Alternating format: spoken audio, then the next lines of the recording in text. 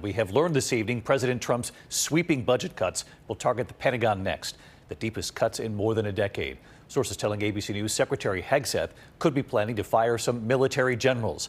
And tonight, the firings have already affected military veterans who worked at the Department of Veterans Affairs. Here's our senior political correspondent, Rachel Scott.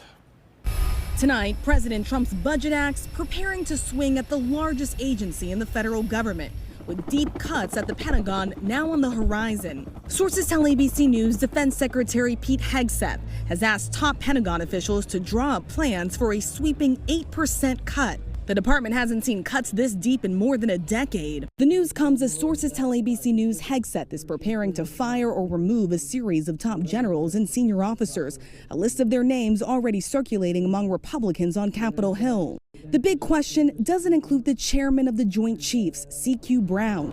Hegseth once said Brown had to go, but on the new secretary's first day in charge, he held back. Joint Chiefs of Staff and other members of the Joint Chiefs of Staff. Standing with it right now.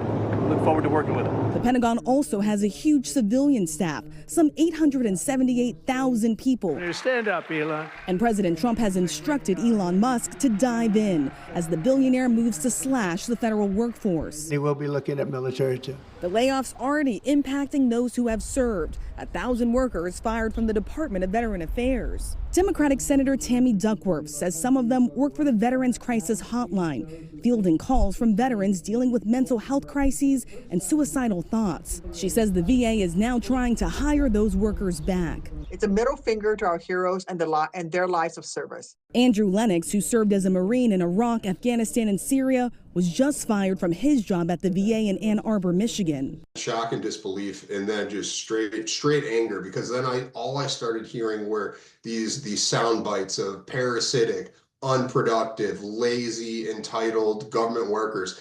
And all I can think about is from my experience, like nobody was telling me I was lazy, in Afghanistan when I'm sleeping in a hole.